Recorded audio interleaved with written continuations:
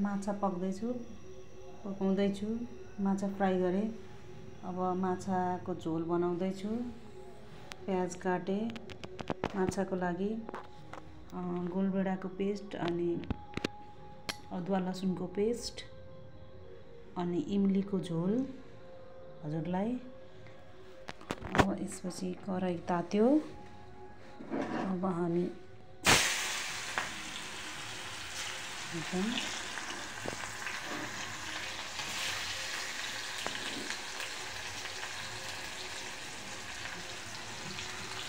हल्का भुट्दिन्छौँ।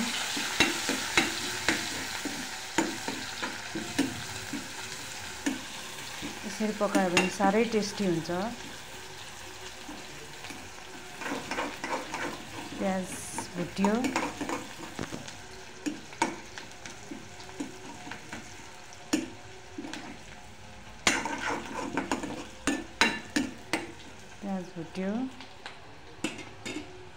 अब हामी अदुवा लसुन र गोलभेडाको पेस्ट हाल्छौँ।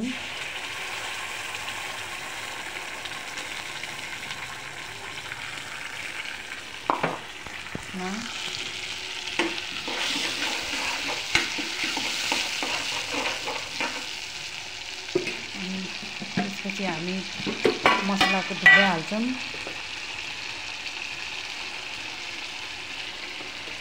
यो मसलाको धुलो हो, 1 चम्चा मसलाको धुलो,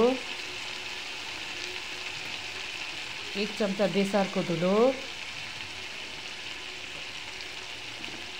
अनि तपाईको यो फिसको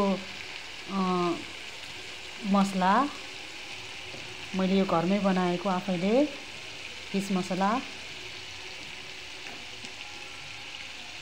4 चम्चा,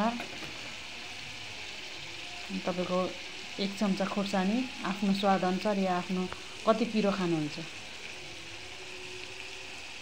अनि तपाईको नुन स्वाद अनुसार।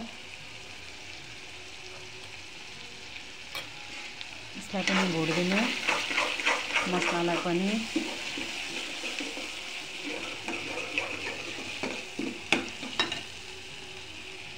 मसलालाई पनि भुट्दिने।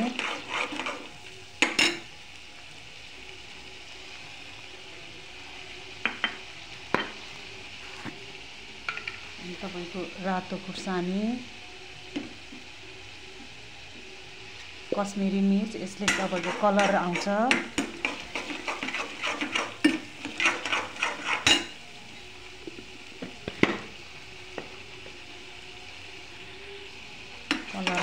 यसले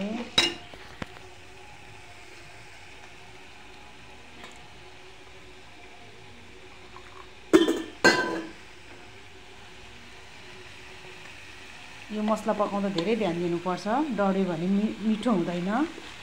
त्यसैले हामीले मिठो गरेर एकदम केयरफुल्ली भएर पकाउनुपर्छ।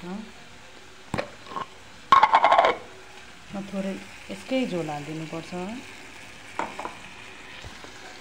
फेरि पकाउनुपर्छ यसको झोल। यसबाट तेल माथि नआएसम्म हामीले पकाउनुपर्छ मसला, नत्र मसला ठुस्स लाएर गनाउँछ।